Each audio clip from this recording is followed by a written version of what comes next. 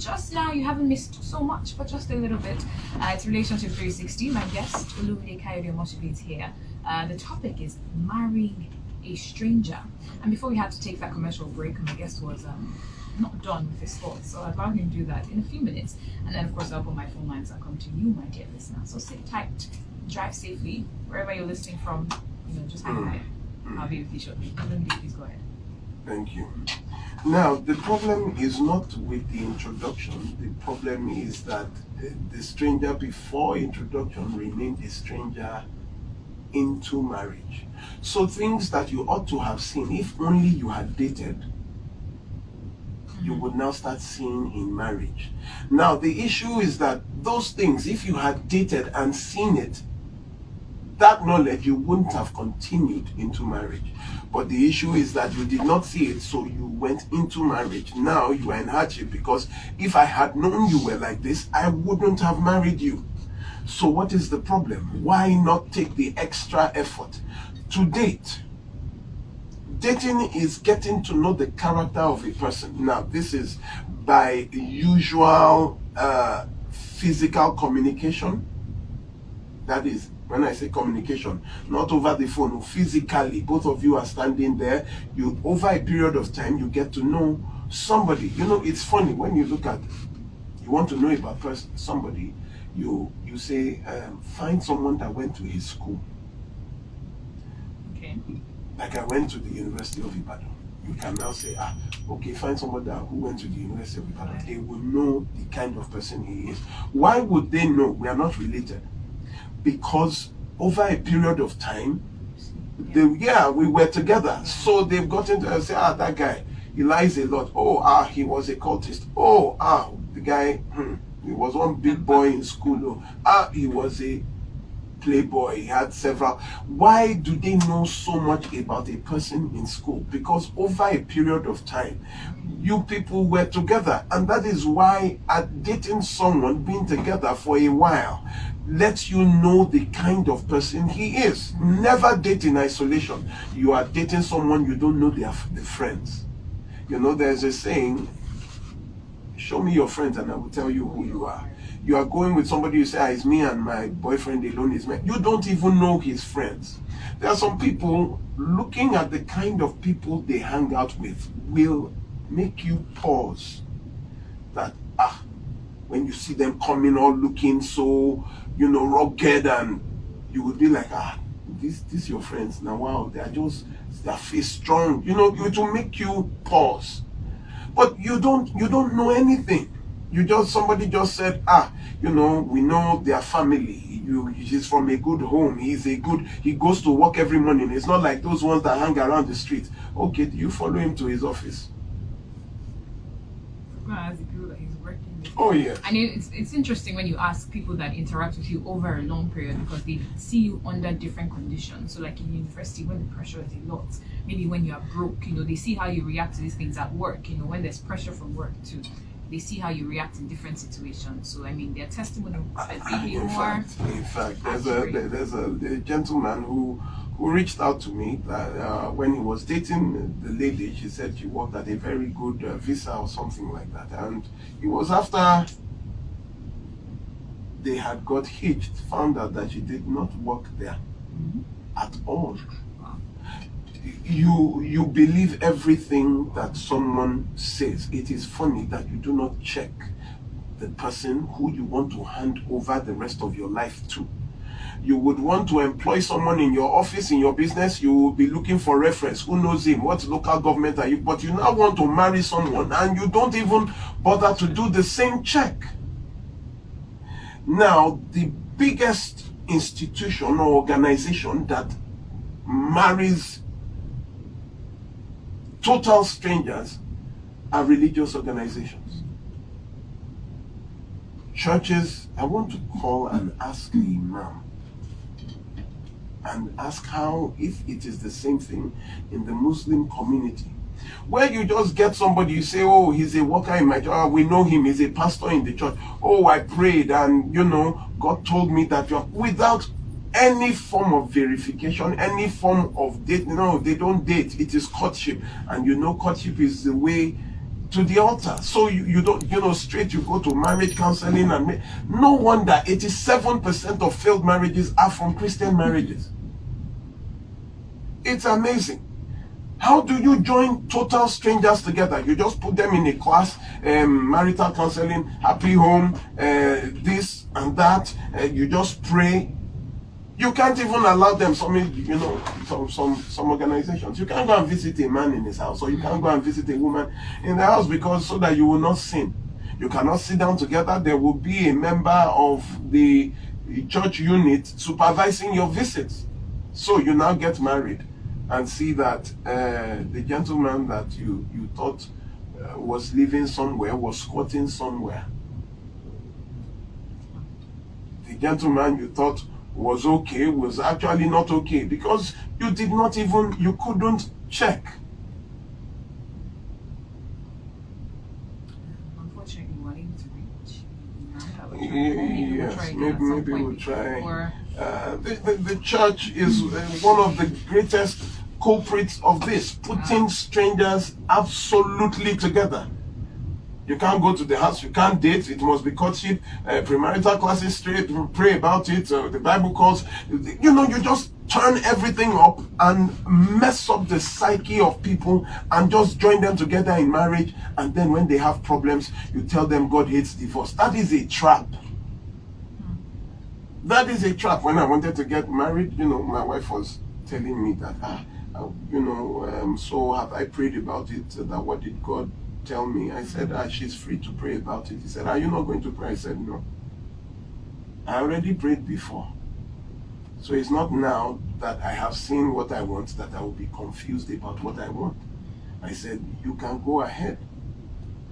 She said, she already knew from the beginning. I had told her that, please don't talk to me about this, going to church to do this, do that, do that. She was laughing. I said, because I can school the person who is going to, because this is what I do. So please I don't even need to be, I just need to know what I want. I dated her well. I dated her. In fact, we broke up. Then we came back again. Do you understand? I dated her well. And it was just a period of 5 months. It was 5 months of, I got to even, she was a single mother, 3. I got to know everything, what she did. She would show me where she worked, the kind of business I went to. She was making furniture, she makes furniture. That was very weird to meet a woman who will carry a saw and start, cutting. I would go to her showroom, everything there she made, the chairs, the tables. So I would sit down and I would look at, so I knew what she was doing. Rather than someone telling me I work in one Fountain of Life bank. Sorry, I want to use a name. Okay, Fountain of Life is a church. Please give me another name. Bank by the Wayside, Riches Incorporated Bank of Nigeria. They just throw you a name and you say, oh, he's a banker. And that is all that people want to hear. He's a banker. And then you just say, he's financially stable. But how is his character? First of all, you find out that he doesn't. I told you about somebody who married an engineer. 6 years into the marriage, he found out that he did not go to the university. He stopped at secondary school. He did not even finish the secondary school. They called him an engineer because he started selling building materials. And that nickname stuck. And she was telling her people, I'm getting married to an engineer. Interesting how life has turned out to be that to get married you have to, yes, due diligence. In our grandparents days, they used to investigate, go and know where this person is coming from.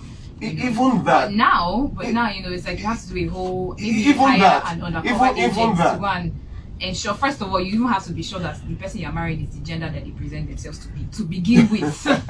To begin with, you don't even know if the woman you're marrying was once a man, or if the man you want to marry was once a woman. First and first, before you now go and start checking, okay, let me go and find their teacher from secondary school. The final set of are those in long distance relationships. I told you I have someone who met his wife for the first time 3 days to their marriage.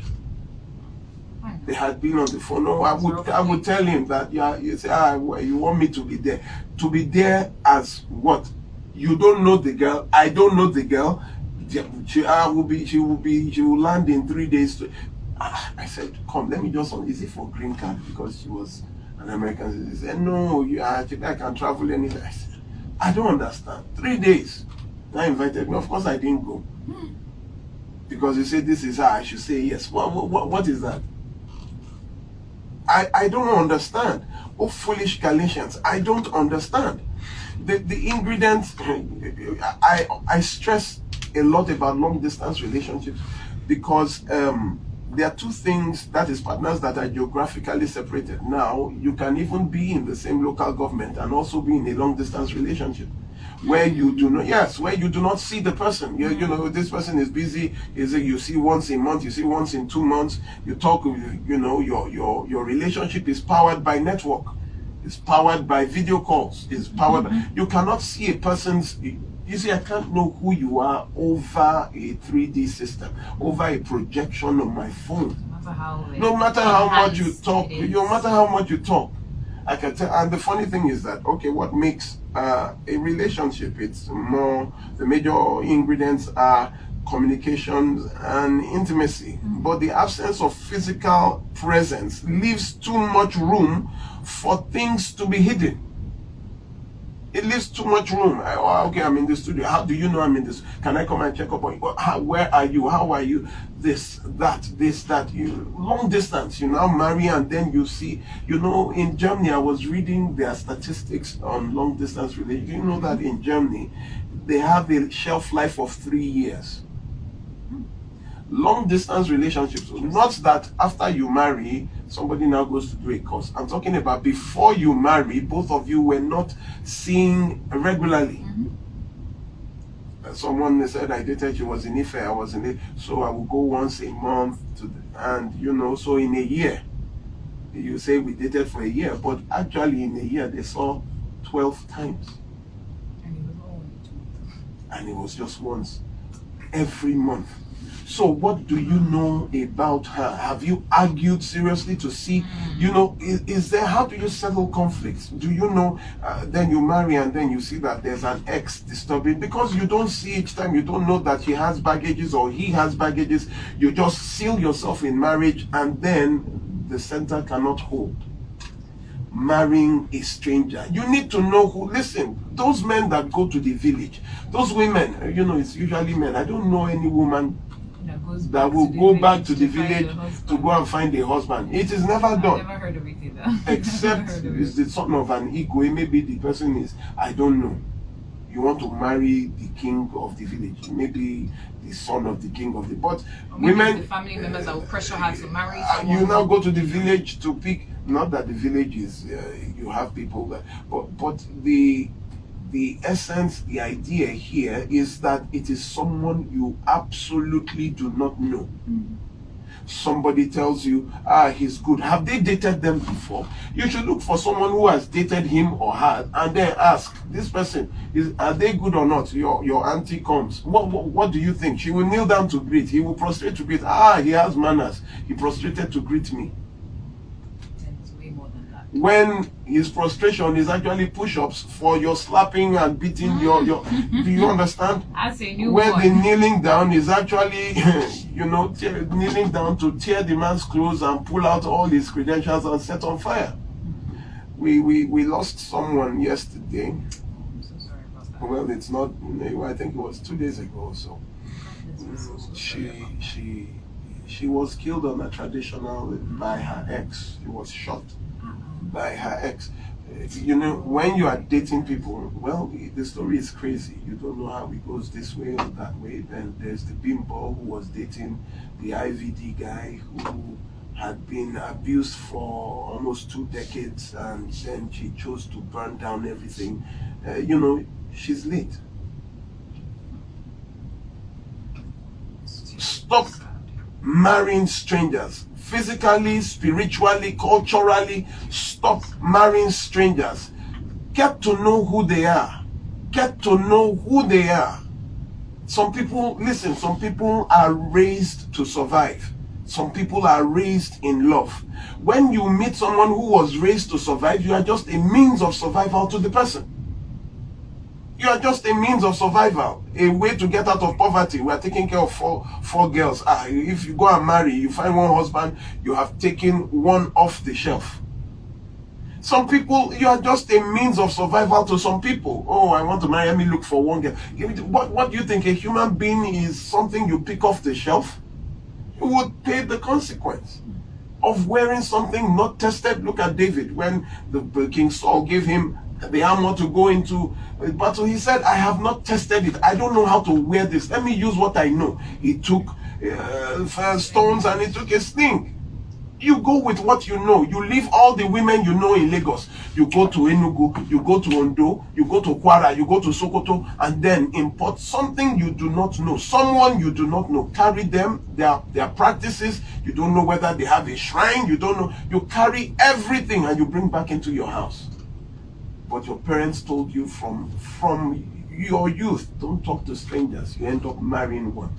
And then you wonder where your problem comes. It is an anomaly, ladies and gentlemen. It is abnormal. Let me keep quiet. At this point, I'm going to pick up my phone calls, yes, and read your WhatsApp messages in response to your question about whether or not Islam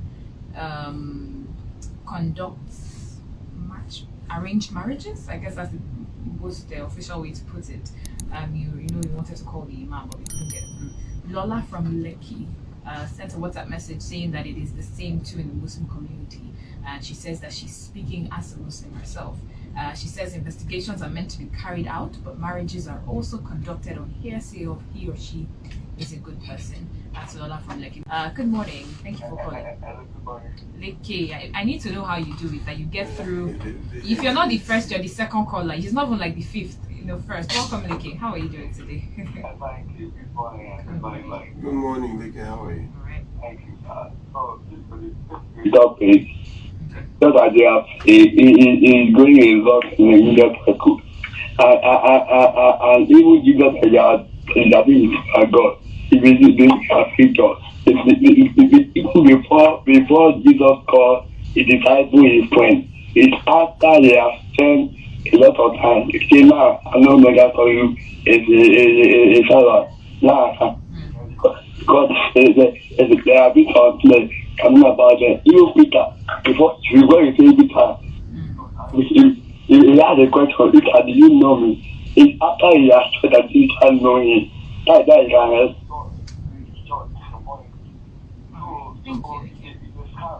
It's a scam. All right, Yuki. Thank you. Thank you for your contribution. 99.3, good morning. Sincere apologies. 99.3, good morning. No problem. Moses, welcome. You have 1 minute. Just like people will not read their Bible to know God themselves. Same way, as far as people still have this mentality of relationship is all about sex, they can never get to know each other. As far as they are doing that thing, they once they start it, they don't even get to know each other anymore, because it's the crazy thing they want to do that is always in their head. Thank you. Do not know. Relationship is a process of getting to know each other. The deep relationship is a process of sleeping with each other and later decide to marry. Thank you, Moses, for your contribution. Who's next on the line? Good morning. Good morning, sir. Good morning. Who are we speaking with, please? Welcome, Jude. You have 1 minute. I must thank you because you have seen my orientation. To be honest, this is a discussion today. I've been thinking about it, but hearing from you this morning, I took a stop at it. I so much appreciate what you are doing. One thing I learned from you, Barrister, there was a day somebody you are like arguing with somebody. There is a statement you make that you don't argue on everything. That is a kind of bringing yourself too low. And there's this person I always argue with. When I know that what I'm saying is right, she'll be trying to tell me that it's wrong. But since that day, I stopped it. Honestly, I must say. Thank you. Thank you very much. Thank you very much. Thank you, I Jude, for think calling. the book of Proverbs says even a fool is thought to be wise when he closes his mouth. So it's not everything you must talk about. Yes, you are right. You're telling them you are right. Let's take so many calls. I'm going to head over to WhatsApp and Twitter soon. Let's take a few more phone calls. Good morning, 99.3. Hi, thank you for calling. Who am I speaking with, please? I am Sharon. Sharon, where are you calling from? I'm calling from Korea. All right, Sharon, you have 1 minute. Good morning, Sharon. Okay, My own opinion is even on the religious issue, like it's really too much. I think few weeks ago, we had this seminar in church where they taught us about marriage, relationship, and all of that. And the topic was even titled marriage, courtship. Be successful. All I know is when they were saying it, I was really angry because it is still from there. And just the last Sunday, because tomorrow is another Sunday. Last Sunday, they also taught, because every second Sunday of the month is always it's always family Sunday. They talked about dating, and then the pastor had to ask series of questions in church. All the questions, like there was one that caught my attention, and your 1 minute is almost up, so I'm going to need you to round off, please. Okay, so what I'm saying is that so long as people keep depending and not knowing their God and themselves, mistakes like this, I don't think it's going to ever end. Keep getting acquainted with strangers and even end up being with them forever. Thank you, Sharon. Thank you very much, Sharon. Thank you very much, Sharon, for sharing. Oh, Sharon for sharing. I have let me take some WhatsApp messages or tweets. Let me start with Twitter today. At Miriam_RDN says the same way people get married in Christian organizations is the same in Islamic view. She says they told us dating is haram. You shouldn't date. Just do istihara, a kind of prayer to confirm if the person is your spouse. And if things go wrong, they'll tell you you didn't do the istihara properly. That's according to Miriam_RDN. At Lobi Sami on Twitter says, how do you know a stranger? Because my cast was different, or my case, I think you meant, was different. I got married to an angel, but seriously speaking, she turned someone else. Please, I need help. Interesting. That's on Twitter. Can I speak in one more message or two? I can. Let's see. Let me try and scroll down to the beginning and try to get messages from the very top. I married an angel and became So I'm guessing before they got married, she was everything he dreamed, and after they got married, she changed for some reason. I'm sorry, I'm looking at my clock. Good morning, Barrister Olumide. To me, marrying a stranger means the following: an arranged marriage. Most times, if it doesn't work out as intended, because the relationship lacks love and true affections, it can only work when the man is financially okay, but I believe it's not the best. Festus from Brooklyn. I disagree. It can work